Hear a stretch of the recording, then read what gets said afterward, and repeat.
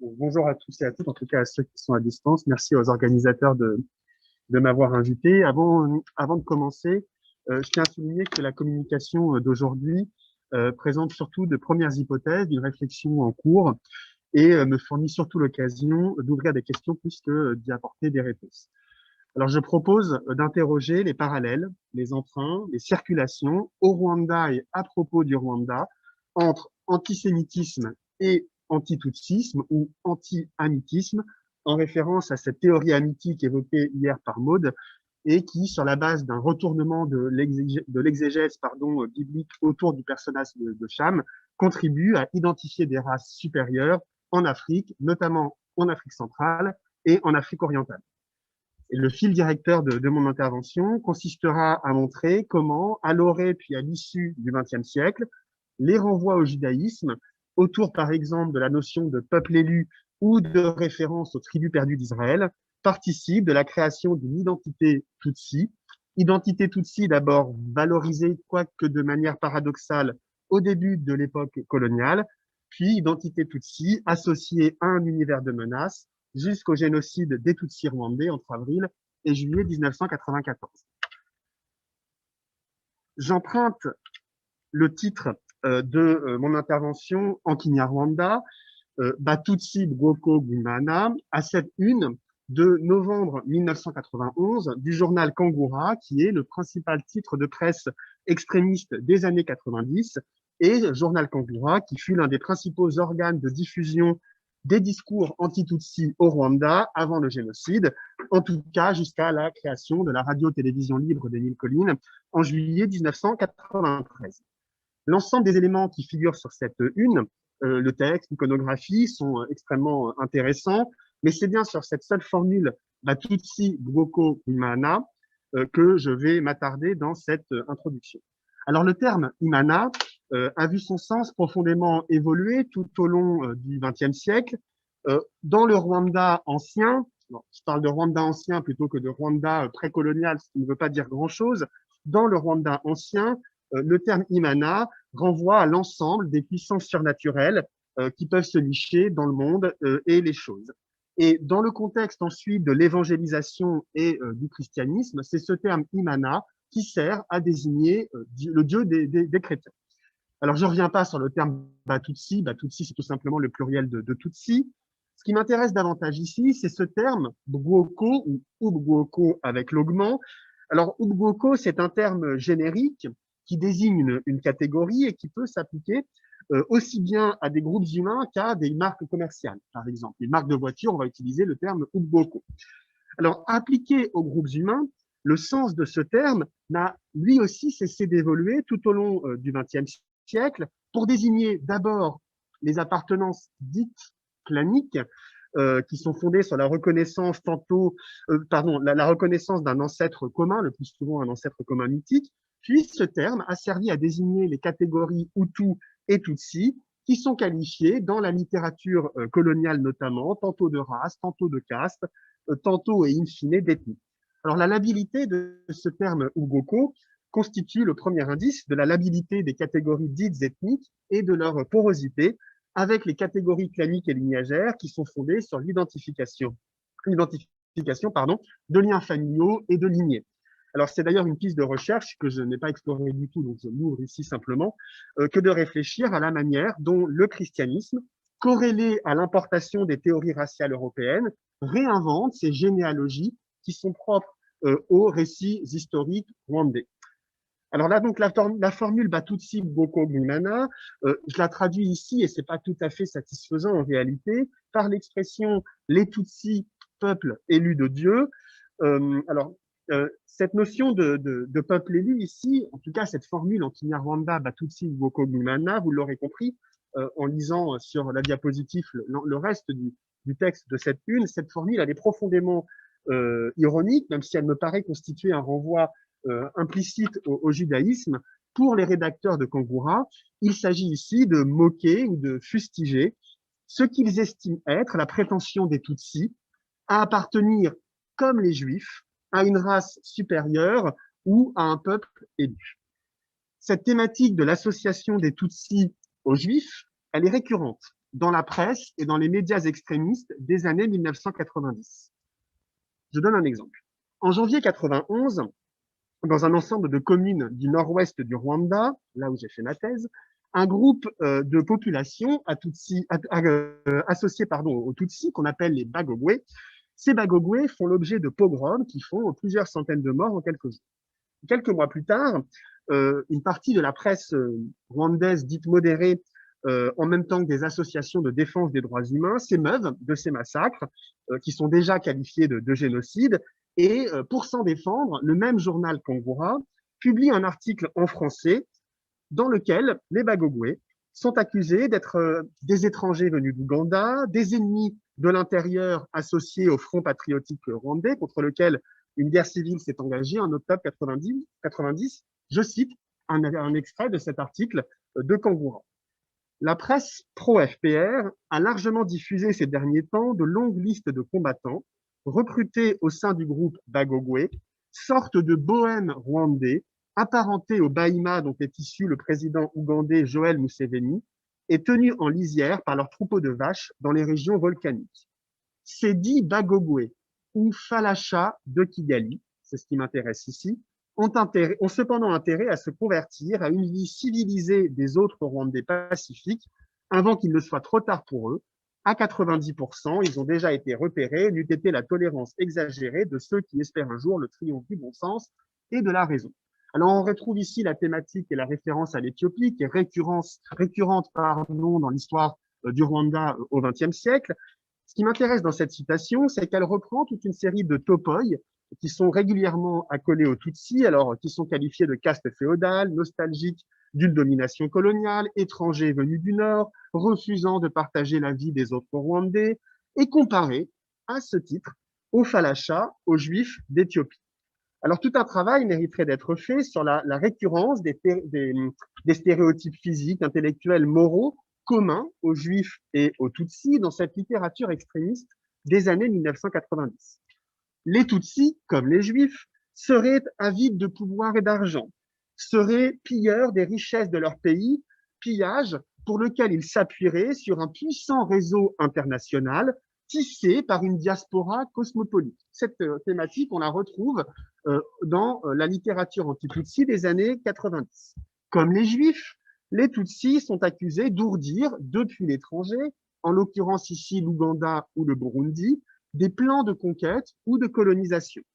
L'un des faux, par exemple, les plus célèbres de l'histoire rwandaise est un prétendu plan de colonisation du Kivu qui est élaboré. Alors, on s'est rendu compte que c'était un faux dans les années 2000 en réalité. Donc, c'est un document élaboré au début des années 60 qui ressort en 1962, qui est republié dans Kangura toujours en 1990. Et ce plan de colonisation du Kivu s'inspire explicitement des protocoles des sages de Sion.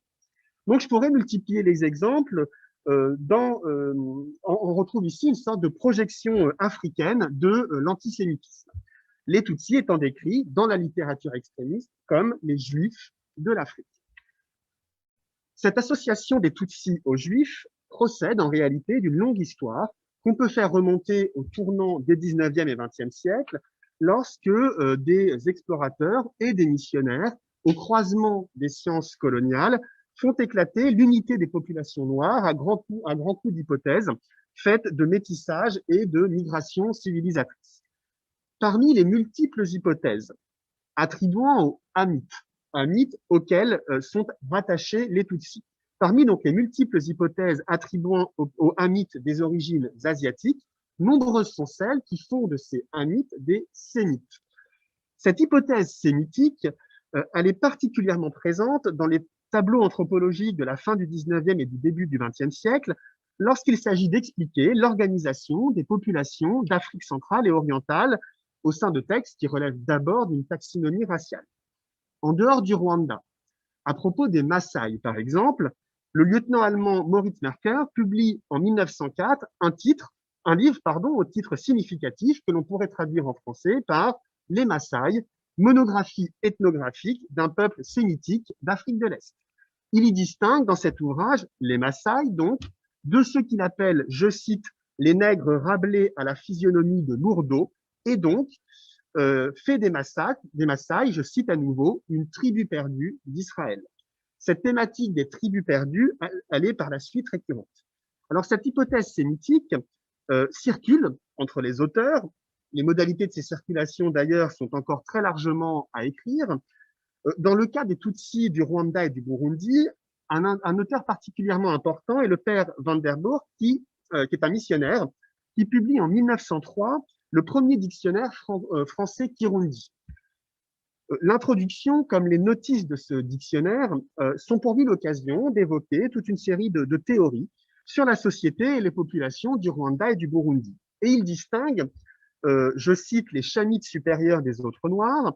Les premiers, ces Chamites supérieurs, sont à ses yeux des, je cite à nouveau, peuples métis, issus de rencontres anciennes entre Chamites et Sémites, ces derniers Sémites étant qualifiés, je cite toujours, de peuple élu qui s'encanaille souvent. Alors on retrouve là une formule qui, à l'instar de Gobineau, pointe les dangers du métissage et fait écho à un autre topos antisémite. Alors ce père Van der Burg, il se distingue ici d'autres auteurs de son époque, puisqu'il continue à défendre une origine chamitique de tous les Noirs. Il n'oppose donc pas, entre guillemets, nègre et hamite, comme on le voit dans d'autres textes de la même époque. Mais il oppose chamite et ce qu'il appelle les chamito-sémites. Je le cite à nouveau.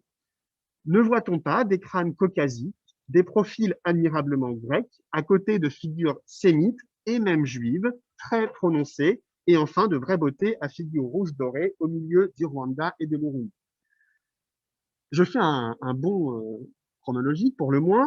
Après le génocide de 1994, cette association des Tutsis aux Juifs bénéficie d'un nouvel écho.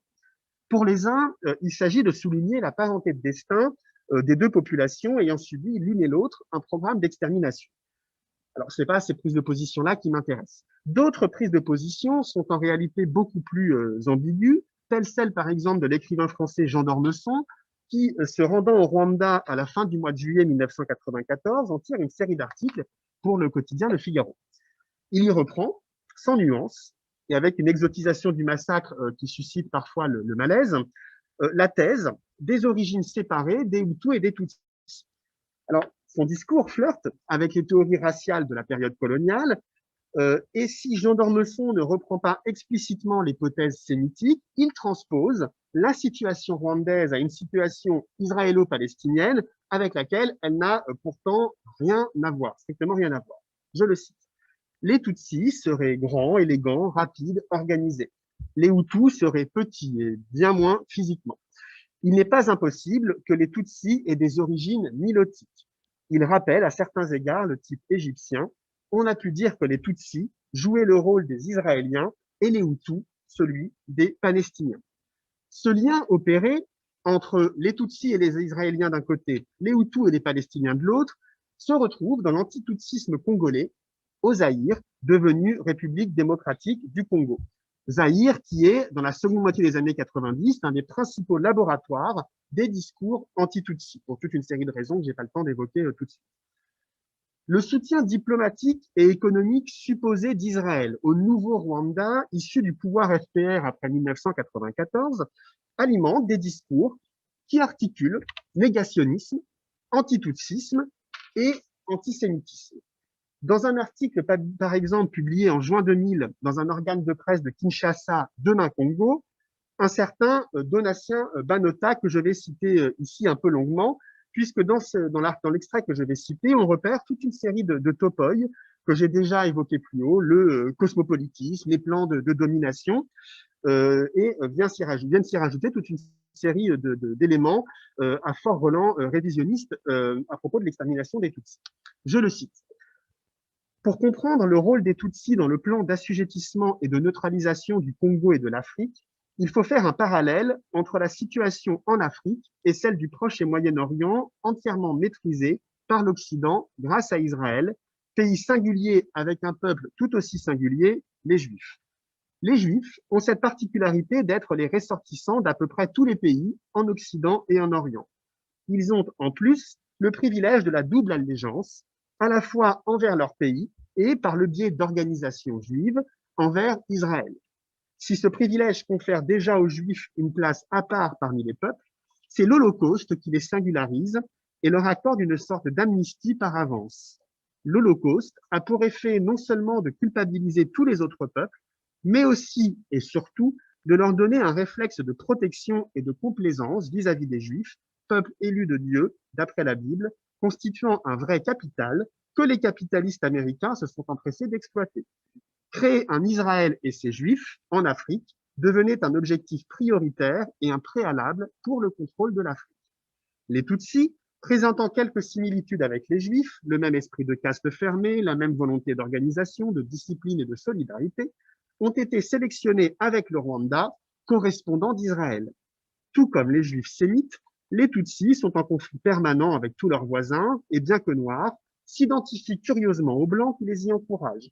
De même, ils ont tendance à essaimer systématiquement dans tous les pays dont ils revendiquent ensuite la nationalité, tout en conservant leur allégeance au Rwanda. Or, qu'est-ce qui manquait encore aux Tutsis et que possédaient les Juifs permettant de rendre crédible un tel appui? L'Holocauste, pardi. Rien que ça. Et l'Holocauste, atout majeur, les USA, prévenant, s'engageaient à le fournir plus humain aux Tutsis. On n'est pas peuple élu gratuitement. On en revient donc ici, la citation s'arrête ici. Désolé, elle était un peu longue, mais je pense qu'elle était intéressante malgré tout. Alors, on en revient ici à la notion de peuple élu, mobilisée par le journal Pangoura, que j'évoquais au début de mon intervention. Tandis qu'à l'époque coloniale, l'association des Tutsis hamites aux Juifs sémites avait servi de justification à l'identification d'une prétendue race supérieure susceptible d'avoir élaboré des royaumes puissants, puis de servir de relais aux États coloniaux, dans les années 90 et après le génocide, cette même association est le prétexte à l'évocation d'une arrogance tutsi et d'une prétention d'un programme de conquête de l'ensemble de l'Afrique centrale. Ainsi que le résume le long extrait que je viens de citer, les Tutsis du Rwanda sont le nouvel avatar d'un complot dont l'appareil rhétorique emprunte à l'antisémitisme. Il me reste combien de temps? Non, bah, je vais couper la dernière partie où je citais Pierre Péan. Donc, je conclus du coup là-dessus. Alors, les références au judaïsme et au topoi antisémite traversent donc tout le XXe siècle, depuis la manière dont a été restructurée et racialisée la catégorie Tutsi à l'époque coloniale, jusqu'à la formalisation des discours révisionnistes et négationnistes après le génocide. La notion de peuple élu a servi tantôt de justification pour identifier une race supérieure de Noirs, mais sujette en même temps à des phénomènes de dégénérescence, je ne l'ai pas beaucoup évoqué, donc, et tantôt également de repoussoir pour fustiger un groupe de population perçu comme arrogant et dominateur. Il est à noter néanmoins, pour finir, que cette référence au peuple élu et aux tribus perdues d'Israël a fait également l'objet, à la fin des années 90, de réappropriation par certaines associations de Tutsis rwandais et burundais en diaspora, en Belgique notamment, au sein par exemple du groupe bruxellois rassemblé sous le nom de Avila, qui revendique l'appartenance des Tutsis aux tribus perdues d'Israël et qui rêve à ce titre d'une reconnaissance israélienne selon le modèle des Falachas d'Éthiopie, c'est en tout cas ce que disent leurs textes. Et ce groupe Avila annonçait en 2017 la construction d'une première synagogue à Kigali. Je ne sais pas à ce jour si cette synagogue, la construction de cette synagogue est effective. Je vous remercie.